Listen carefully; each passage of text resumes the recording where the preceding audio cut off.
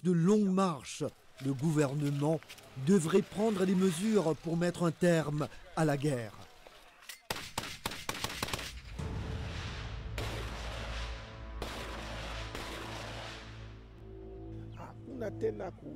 Il n'y a pas de doute. Exact.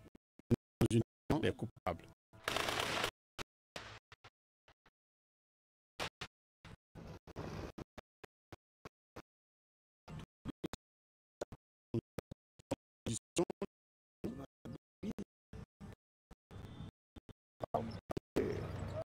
C'est que le Rwanda recevait sanctions. Mérite la sanction à Moussaï.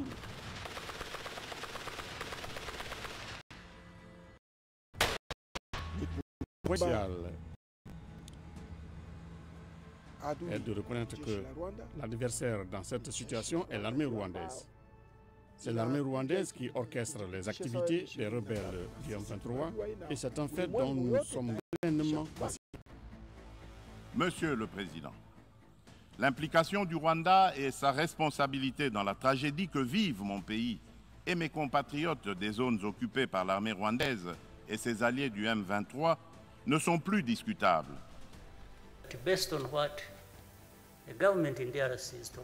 Quand vous observez le monde entier, mais d'après ce que dit le gouvernement de la RDC, il nous reproche de soutenir le M23.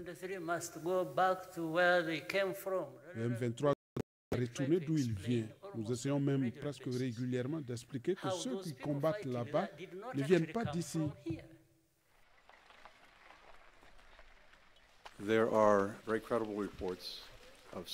Il existe des rapports très crédibles faisant état d'un soutien aux groupes armés par toutes les parties, y compris les FDLR par les forces congolaises et le M23 par les Rwandais. Notre position est claire, quel qu'en soit l'auteur et le bénéficiaire, tout soutien à un groupe armé doit cesser.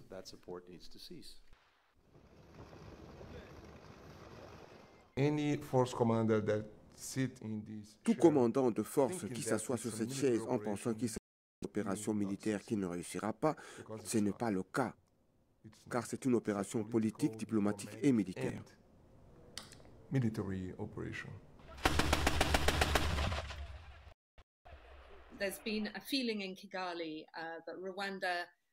Il y a un sentiment à Kigali que le Rwanda a le droit de déterminer ce qui se passe dans l'est du Congo et qu'il a le droit de s'approvisionner en minerais. Il a le droit d'être un acteur clé sur les plans stratégiques comme politiques. La guerre est malheureusement devenue un moyen d'accéder au pouvoir, car certains pensent que s'engager dans la guerre peut rapporter certains gains. Le monde est conscient de la richesse de cette nation, en particulier de la province du Nord Kivu. Différents acteurs cherchent à tendre leurs mains dans des régions riches en minerais, ce qui constitue un moteur des conflits au Nord Kivu. Les individus qui font ces allégations incluent notamment les gouvernements du Congo, d'anciens militaires et des membres de la société civile qui déclarent ouvertement leur hostilité envers le Rwanda. De plus, certains groupes armés illégaux présents dans les forêts du Congo font écho à ces accusations. C'est ce qui est écrit dans les rapports. Le Rwanda, comme nous cessons de le dire, travaille avec les M23 ou les créateurs du M23 et le M23 est un mouvement réputé qui commet de massacres.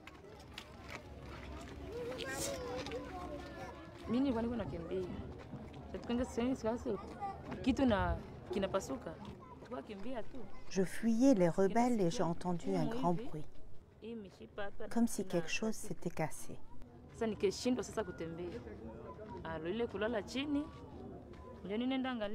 Ensuite, j'ai réalisé que ma jambe était blessée et que les veines étaient coupées.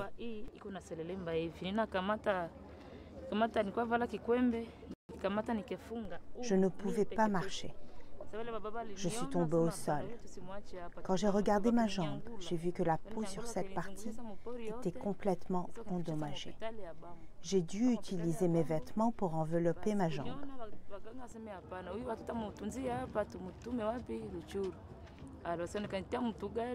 Certains hommes m'ont remarqué et ont décidé de ne pas me laisser là. Ils m'ont porté et emmené à l'hôpital de Bambou. Et puis les médecins m'ont transféré dans un hôpital de Rutshuru, où ils ont collaboré avec des médecins étrangers pour m'apporter de l'aide. Ils m'ont aidé avec ma jambe en prélevant un peu de peau sur une autre partie de mon corps et en la greffant sur ma jambe.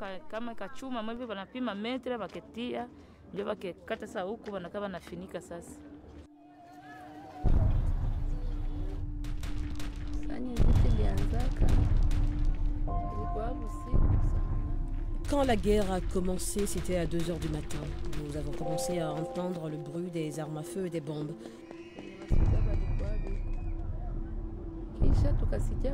Ensuite, nous avons entendu des gens commencer à courir. J'étais enceinte et j'avais des enfants, donc je ne pouvais pas courir la nuit.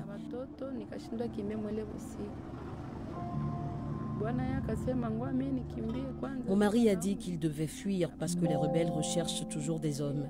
Alors il s'est enfui et m'a laissée avec les enfants.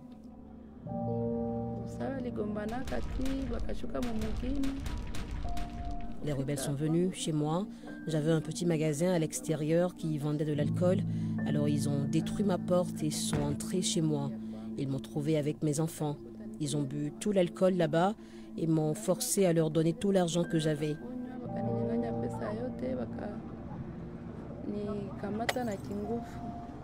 Ensuite, ils ont commencé à me violer. Ils m'ont prévenu que si je criais, ils me tueraient. Pendant qu'ils me violaient, ils ont détruit mon système urinaire et le bébé est mort à l'intérieur.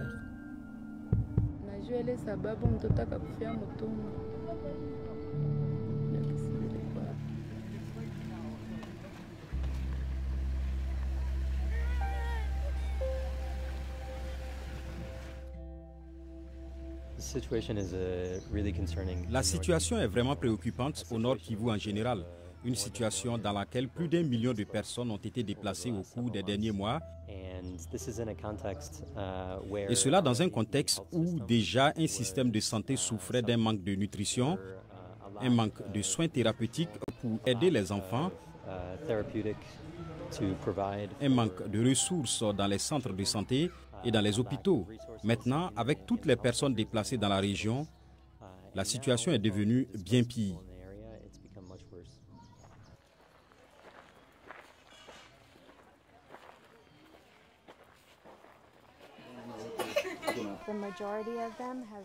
La majorité d'entre eux sont dans cet état depuis si longtemps qu'ils arrivent déjà faibles. Alors ils commencent en soins intensifs et au fur et à mesure qu'ils recouvrent leurs forces, nous les faisons passer à une autre étape de soins. Ces enfants sont en route vers leur établissement. Donc à partir de là, la plupart de ces enfants ont déjà commencé à retrouver l'appétit pour pouvoir se nourrir de noix dodues et ils sont déjà en bien meilleur état qu'à leur arrivée. Une fois qu'ils seront stables, nous les renverrons dans les camps, mais ils continueront les soins.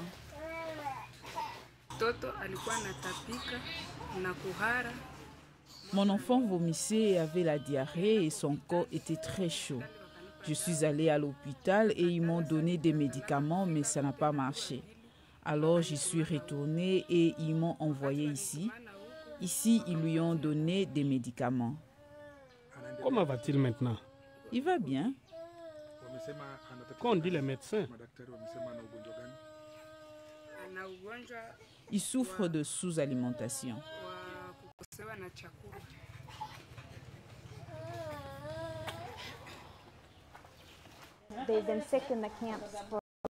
Ils sont malades dans les camps et on ne sait pas depuis combien de temps.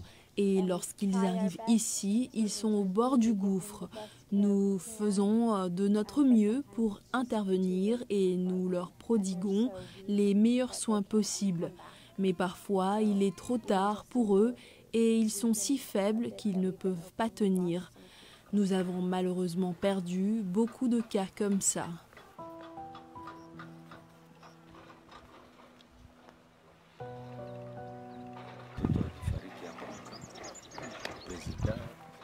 Quand des enfants mouraient, le chef du champ nous montrait où on devait enterrer les enfants.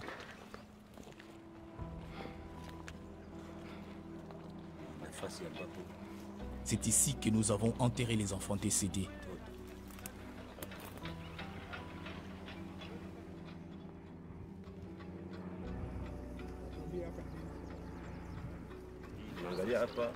Vous voyez ici, il n'y a pas de terre. Donc, quand quelqu'un meurt, ils viennent enlever ses pierres et ils mettent le corps ici.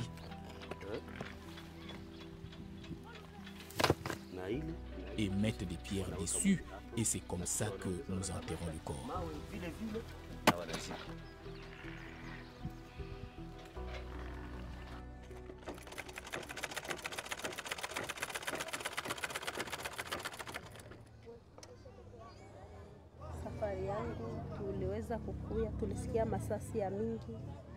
Mon voyage a commencé quand nous avons entendu beaucoup de coups de feu et il nous a fallu 4 jours pour arriver à ce camp.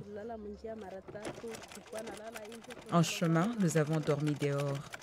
La pluie tombait sur nous. Nous avons beaucoup souffert. J'avais un enfant sur le dos, un autre sur mon cou et les autres marchaient. Leurs jambes étaient enflées. Quand nous sommes arrivés au camp, nous n'avions pas de tente. Donc, nous avons dormi dehors sans nourriture à manger. Ensuite, le CICR nous a aidés avec la tente.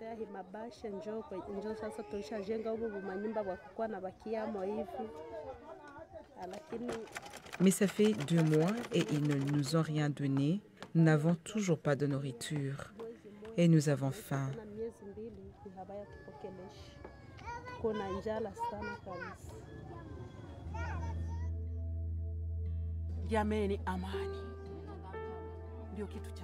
La paix est ce dont nous avons besoin. Nous avons d'abord besoin de paix.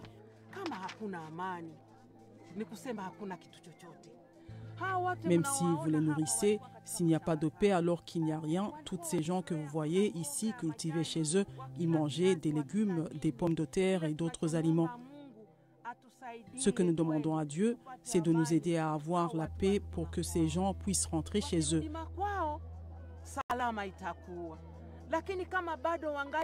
S'ils rentrent, ils seront en sécurité.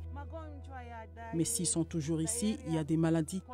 Il y a de la diarrhée, du choléra, de la rougeole, de la fièvre, de la toux, parce qu'ils vivent dans une zone encombrée.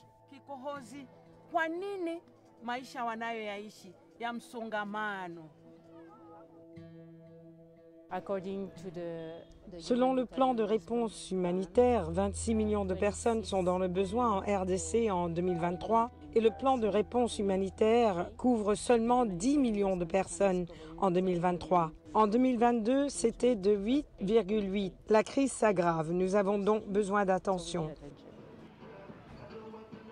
1, 2, 3, c'est parti. Auditeurs de GoFM, bienvenue dans votre émission Droits des femmes, diffusée quotidiennement sur Go Radio FM. L'émission se concentre sur les droits des femmes.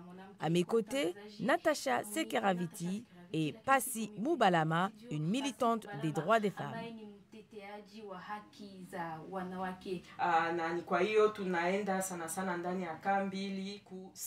Nous entrons dans les camps afin de pouvoir engager des discussions avec la communauté sur la manière de protéger les droits des femmes et des enfants.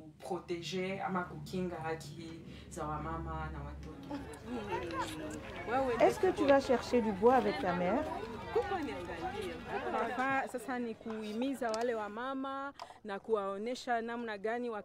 La tâche que nous entreprenons actuellement est d'encourager les femmes qui ont été violées à se manifester et à s'exprimer. Souvent, elles restent silencieuses et s'abstiennent de partager leurs expériences. Notre objectif est de les inciter à s'ouvrir et à démontrer qu'en gardant le silence, ceux qui commettent ces actes contre les femmes échappent à la justice. La prise de parole permet d'apporter une aide, comme un soutien mental et l'accès à des médicaments pour se protéger contre diverses maladies et grossesses non désirées. Non seulement contre malali mbalimbali, mais vile kupata mimba na hiyo ujeuri kimafikiri.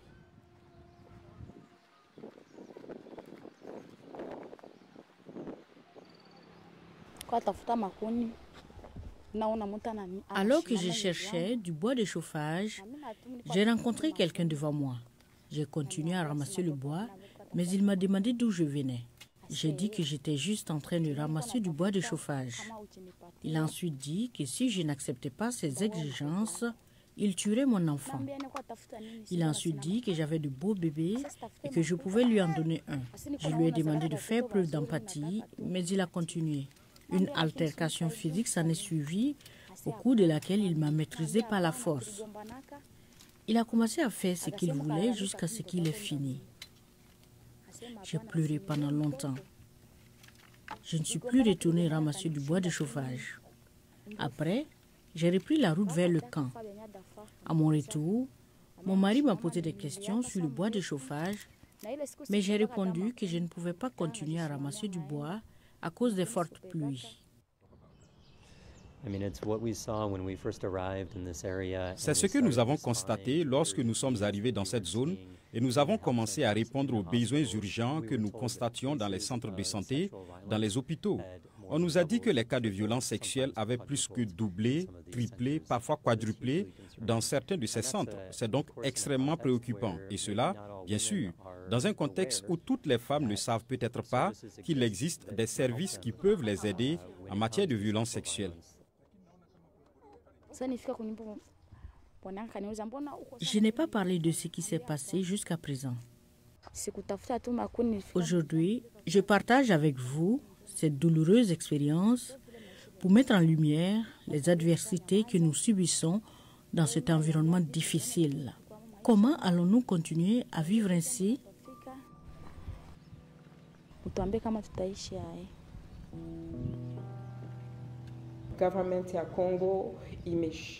Le gouvernement congolais n'a pas réussi à assurer la sécurité de ses citoyens. C'est ce que je ne comprends pas.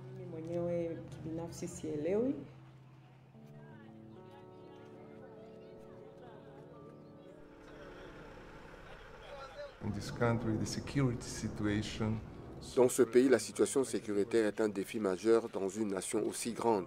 C'est même l'une des plus importantes opérations de grande envergure au monde. Eh bien, pas de repos ici depuis plus de 10 ans.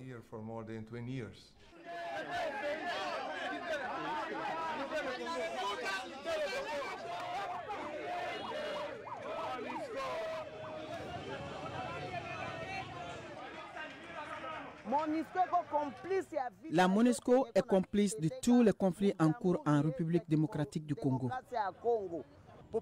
La population est en colère. Ça fait 22 ans de tueries. Aujourd'hui, les gens disent qu'il faut que la MONUSCO s'en aille. On en a marre de tueries.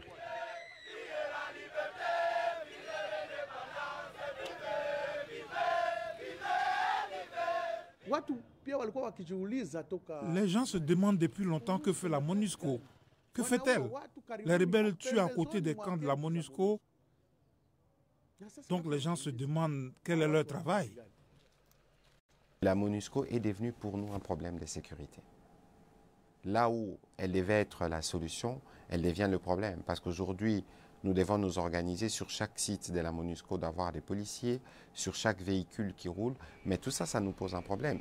Lorsque vous avez le secrétaire général des Nations Unies, lui-même, Antonio Guterres, dire qu'ils ne sont pas en mesure de combattre les M23, qui est considéré comme la principale source de l'insécurité dans cette partie du pays, il y a un problème. La MONUSCO affirme que 80% des armes utilisées par le M23 proviennent des forces armées congolaises. Il est intéressant de noter que même si ces informations sont véhiculées, elles n'en parlent pas explicitement. Au lieu de cela, on veut faire croire que les armes proviennent du Rwanda.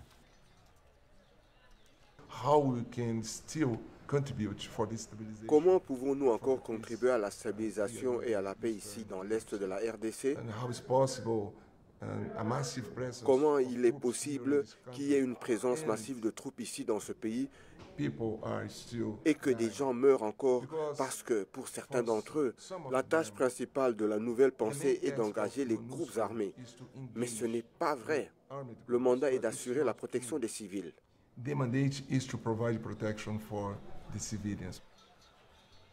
On a besoin d'une mission plus efficiente plus proactive qui puisse être en mesure de gérer les problèmes de sécurité qui sont bien connus. Et donc à partir de 2023, on va commencer les processus de retrait. Ça fait quand même 23 ans qu'ils sont là. Et quand les résultats ne viennent pas, ça ne sert à rien de se cramponner sur une mission dont on sait qu'il ne pourra pas atteindre les résultats dans la forme actuelle.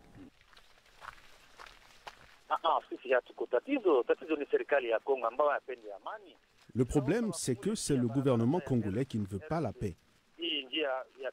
Nous leur avons demandé de nous ouvrir une voie, mais ils ont refusé.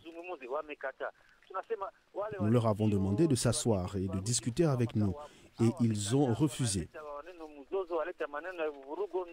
Nous avons demandé aux réfugiés de venir ou retourner chez eux, mais ils ont refusé et ils ont semé encore plus de confusion. Le problème, c'est le gouvernement congolais qui ne veut pas de la paix. Nous voulons que les gens rentrent chez eux et nous aimons les gens.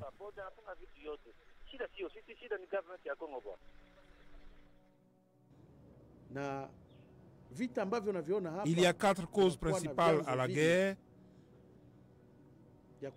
Premièrement, il y a ceux qui veulent avec force la nationalité congolaise.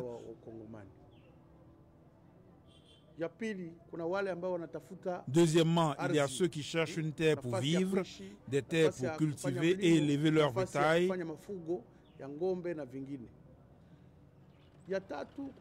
Troisièmement, il y a ceux qui recherchent le pouvoir. Ils utilisent la force et tuent des gens pour obtenir cela. La guerre est devenue une étape pour accéder au pouvoir.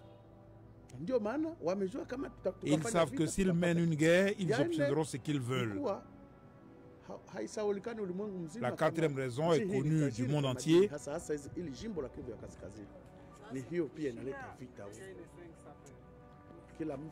Le pays est riche, notamment l'État du Nord Kivu.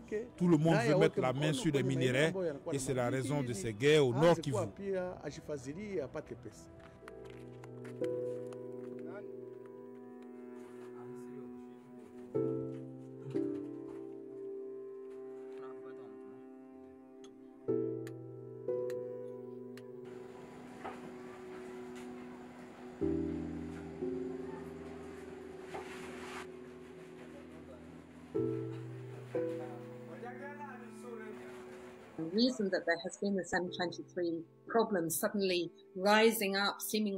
La raison pour laquelle certains problèmes ont surgi soudainement, apparemment de nulle part, après 10 ans de calme sur ce front, c'est parce que Kagame a vu Félix Tshisekedi le contourner pour devenir un acteur en Afrique de l'Est sans passer par lui.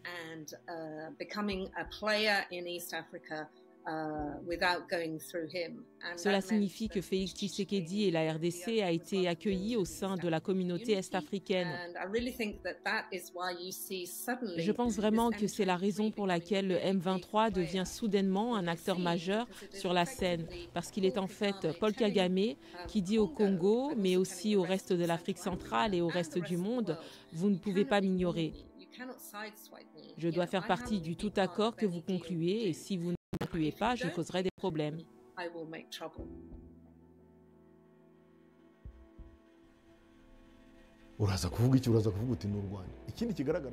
Il est facile de rejeter la faute sur le Rwanda. Un bouc émissaire commode pour ceux qui sont au pouvoir ou ceux qui aspirent à diriger. Cependant, utiliser le Rwanda comme excuse ne change rien en réalité sur le terrain. Ce problème récurrent persiste faute de progrès concrets.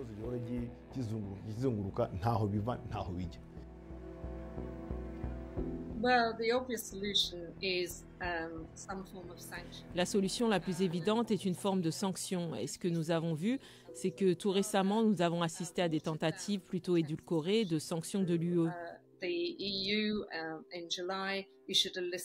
En juillet, elle a publié une liste de 7 hommes qu'elle souhaitait sanctionner. Certains de ces hommes font partie de milices armées dans l'est du Congo. Certains d'entre eux faisaient partie du M23. Et je n'ai aucun doute sur le fait que ces hommes sont responsables des effusions de sang, des viols et des turbulences massives que nous observons dans l'est du Congo. Mais le problème est de savoir pourquoi ils restent à un niveau aussi bas.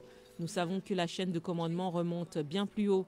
Et ceux qui en paient le prix, bien sûr, ce sont les Congolais. Nous constatons qu'1 million de personnes ont été déplacées depuis mars 2022. Ils paient donc un prix très élevé.